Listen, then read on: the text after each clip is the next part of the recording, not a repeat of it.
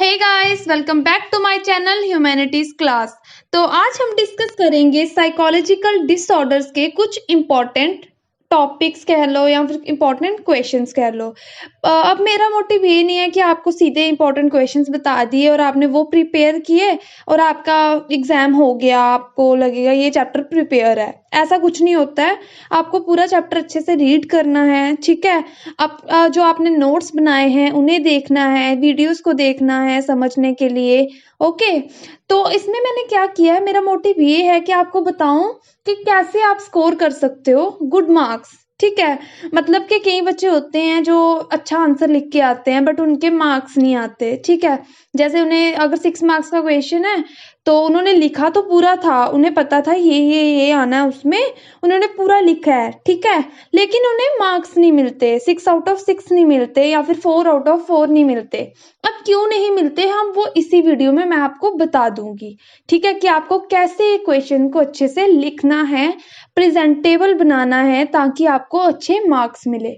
तो चलिए स्टार्ट करते हैं इस वीडियो को। तो सबसे पहले हम बात करेंगे 6 मार्क्स के क्वेश्चंस की। ठीक है, अब 6 मार्क्स के क्वेश्चन में सबसे पहले मैंने बताया है describe the historical background of psychological disorders. ठीक है, अब इसमें मैंने लिखा है डिस्क्राइब द हिस्टोरिकल बैकग्राउंड, मतलब कि आपको हिस्टोरिकल बैकग्राउंड बताना होगा।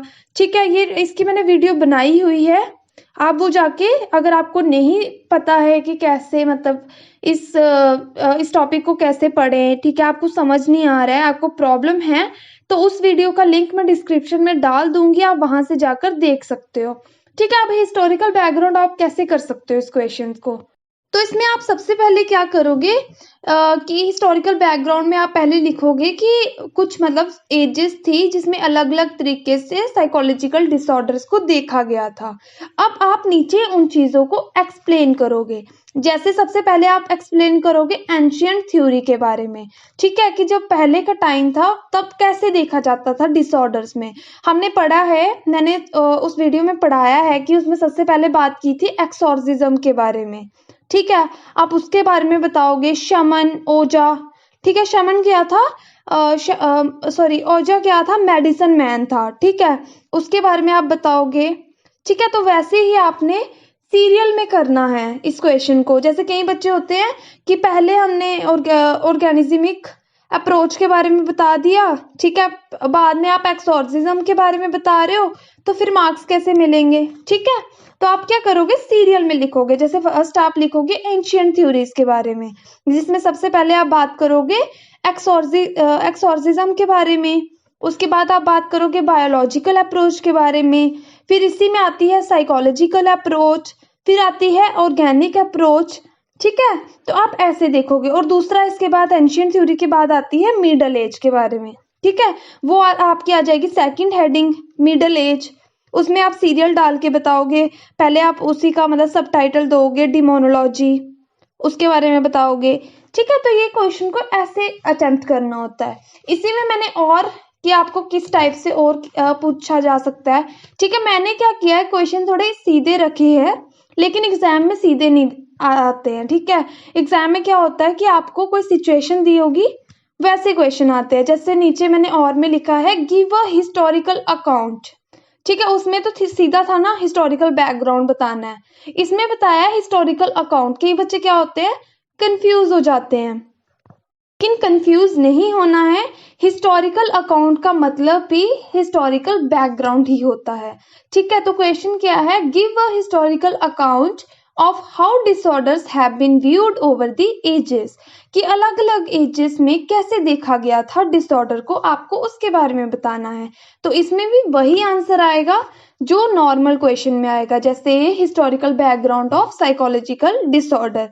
तो कई बार देखा जाता है कि 6 मार्क्स में ये पूछा जाता है, तो ये आप अच्छे से पढ़ लीजिएगा। ठीक है, आपने सारा मतलब सारे टॉपिक्स कवर करने हैं, बट मैं ये कुछ इंपॉर्टेंट क्वेश्चंस बता रही हूँ जो आते हैं एग्जाम में, कई बार पूछे जाते हैं। ठीक है, तो ये हो गया हिस्टोरिकल बैकग्राउंड और साइकोलॉजिकल डिसऑर्डर, और मैंने आपको ये भी बता दिया कि इस क्वेश्चन को कैसे अटेम्प्ट करना है। अब बात करते हैं हमारे सेकंड क्वेश्चन के बारे में। What do you mean by dissociation? What are different types of dissociative disorders? Guys मैंने क्या किया है, वीडियो सारी कवर कर दी हैं। इसके 5 पार्ट्स होंगे, उनका मैं लिंक डिस्क्रिप्शन में दे दूंगी, ताकि आप अगर आपको नहीं समझ आया है बुक से तो आप वहां से भी कर सकते हैं। तो अब इन्होंने क्वेश्चन में क्या पूछा है, डिसोसिएशन के बारे में। अब आपने अगर देखा होगा तो बुक में दिया है डिसोसिएटिव डिसऑर्डर, और मैंने भी एक्सप्लेन किया है। और आगे इन्होंने पूछा है what are different kinds of dissociative disorders. ठीक है, अब क्या होता है कि बच्चे क्या करते हैं, वो कंफ्यूज हो जाते हैं कि हम तो पूरा लिखते हैं पर हमें मार्क्स पूरे नहीं मिलते। अब ये क्वेश्चन क्या है, ये क्वेश्चन मैंने 6 मार्क्स में डाला है, लेकिन कई बार क्या होता है कि ये 4 मार्क्स में भी आता है। इस क्वेश्चन को कैसे करोगे, इस क्वेश्चन में सबसे पहले आप एक्सप्लेन करोगे व्हाट इज डिसोसिएशन। ठीक है, कि ये डिसऑर्डर होते क्या है, डिसोसिएशन का मतलब क्या होता है। ठीक है, उसके बाद क्या करते हैं, कई बच्चे सीधा डायरेक्ट स्टार्ट कर देते हैं उसके टाइप्स, ऊपर लिखते हैं types of dissociative disorders and नीचे उन्हें एक्सप्लेन कर देते हैं। बट गाइस ह्यूमैनिटीज में प्रेजेंटेशन भी उतनी ही इम्पोर्टेंट है जितनी कि आपकी क्वांटिटी इम्पोर्टेंट है। ठीक है, अब क्या होता है, हमें क्या करना होता है, फ्लो चार्ट्स बनाने होते हैं। ठीक है, अगर आप फ्लो चार्ट्स बनाओगे तो जो टीचर्स होते हैं, कई बार क्या होता है कि बोर्ड में इतना टाइम नहीं होता है कि वो पूरा पढ़े। ठीक है, जब आप पूरा इतना ज्यादा लिख देते हो तो कई बार क्या होता है कि टीचर्स पूरा नहीं पढ़ पाते, तो वो अगर आप उन्हें पूरा पढ़ना पड़ता है तो फिर बहुत ज्यादा प्रॉब्लम होती है। ठीक है, उनका भी टाइम वेस्ट होता है। तो इसलिए आप क्या किया करो, जिस क्वेश्चंस में मतलब बन सकते हैं ना फ्लो चार्ट, उनमें बनाओ। अब इस क्वेश्चन में बन सकता है टाइप्स ऑफ डिसोसिएटिव डिसऑर्डर्स का, तो उसे बनाओ। ठीक है, उससे क्या होगा, ज्यादा प्रेजेंटेबल लगेगा। ठीक है, और आप मार्क्स भी स्कोर कर पाओगे।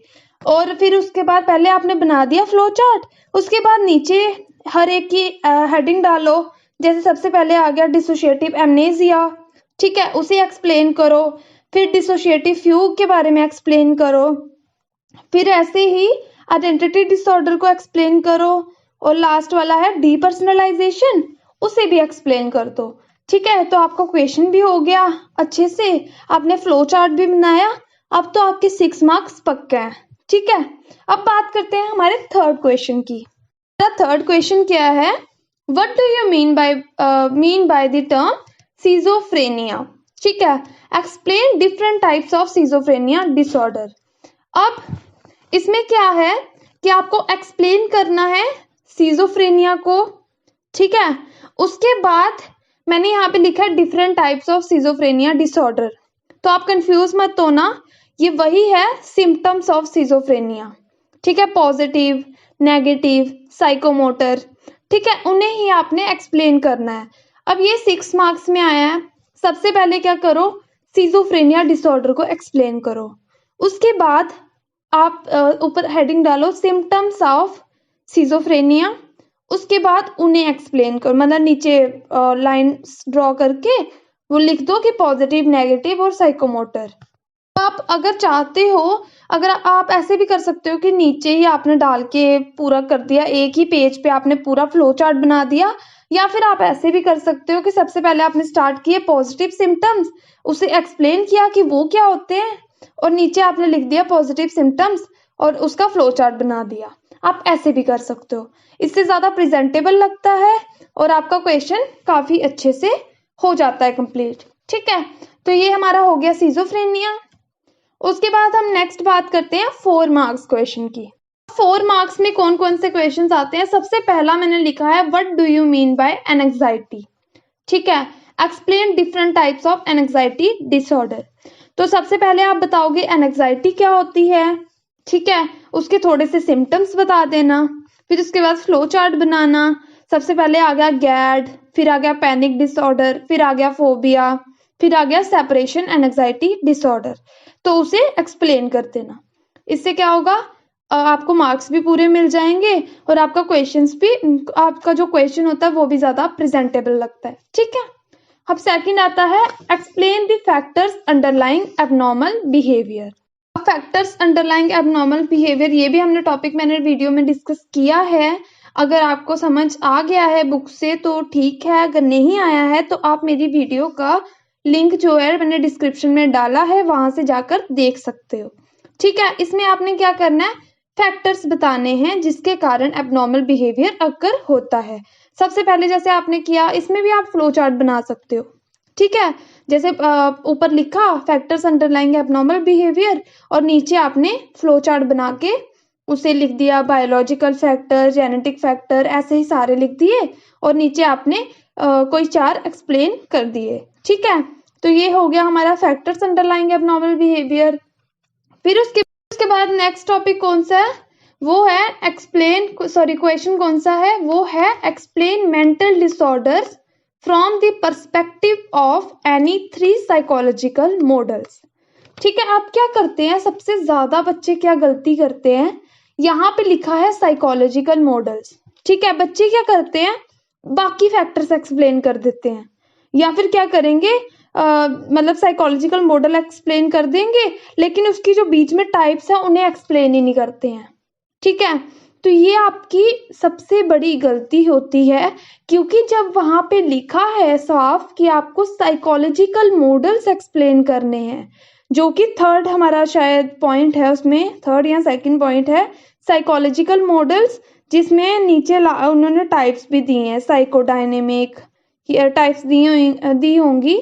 ठीक है, तो बच्चे क्या करते हैं, वो बाकी फैक्टर्स उन्हें लगता है कि सारे फैक्टर्स पूछे हैं तो सभी लिखने हैं, पर ऐसा नहीं होता है, आपको सिर्फ साइकोलॉजिकल मॉडल को एक्सप्लेन करना है। जब उन्होंने क्वेश्चन में मेंशन किया है कि साइकोलॉजिकल मॉडल्स, तो आपने उसी को एक्सप्लेन करना है। तो ये गलती आपने एग्जाम में बिल्कुल नहीं करनी है।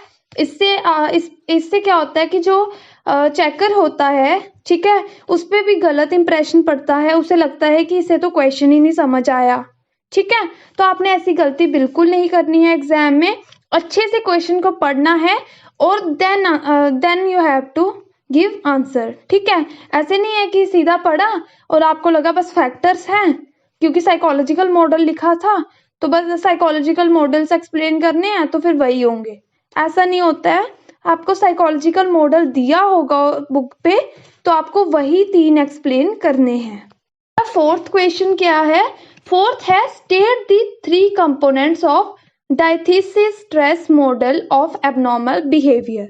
जो डायथीसिस स्ट्रेस मॉडल है, इसके 3 कंपोनेंट्स, मतलब 3 ही उसके पॉइंट्स हैं। अगर आप बुक में देखोगे ध्यान से तो उसे आपने अच्छे से मतलब पढ़ के जाना है, क्योंकि ये 2 मार्क्स में भी आ सकता है, 4 मार्क्स में भी आ सकता है, तो उससे अच्छे से कर लेना डायथीसिस स्ट्रेस मॉडल को। फिर उसके बाद नेक्स्ट हमारा क्वेश्चन क्या है, explain bipolar disorders and feeding disorders. अब आपने क्या करना है, बाइपोलर डिसऑर्डर्स और फीडिंग डिसऑर्डर्स को एक्सप्लेन करना है।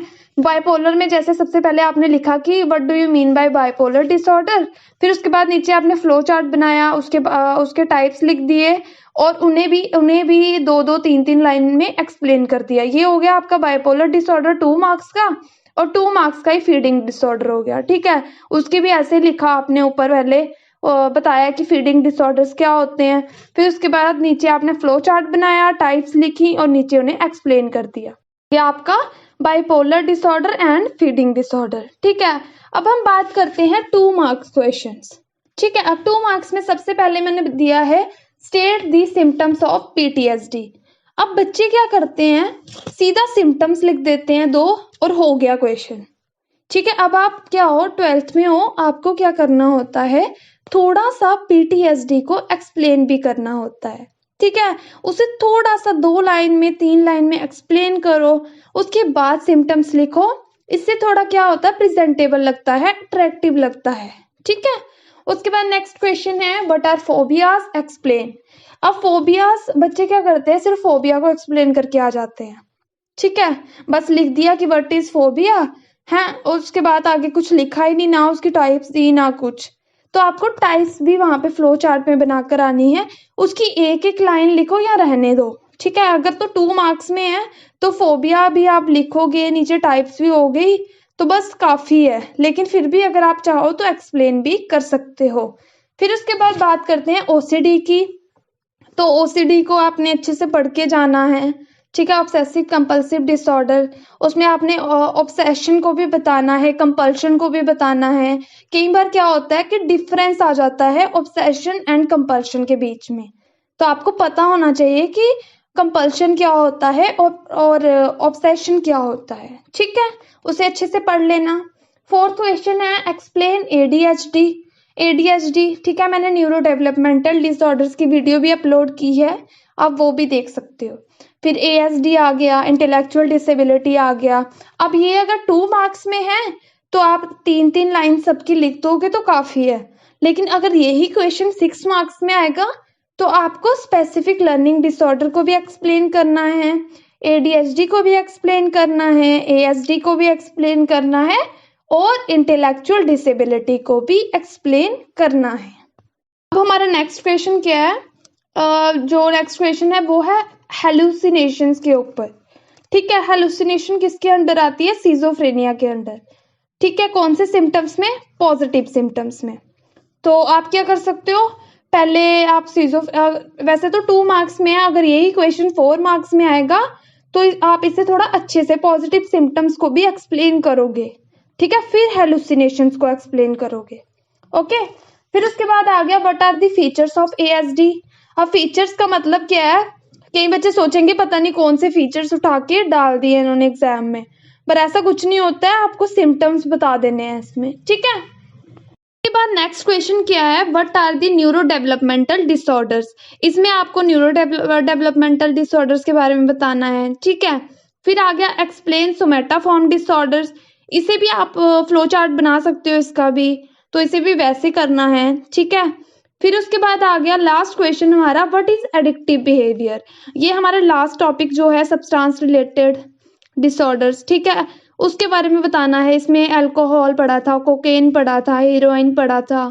ठीक है, आप इसका भी फ्लो चार्ट बना सकते हो। और एडिक्टिव बिहेवियर मतलब जो स्टार्टिंग में मैंने वीडियो में डेफिनेशन बताई होगी, वो एडिक्टिव बिहेवियर की डेफिनेशन है, तो आप वहां से जाके पढ़ सकते हो। तो यहाँ पे हमारी वीडियो होती है खत्म। अगर आपको वीडियो अच्छी लगी होगी तो लाइक, शेयर और सब्सक्राइब जरूर कर दीजिएगा। Thank you so much.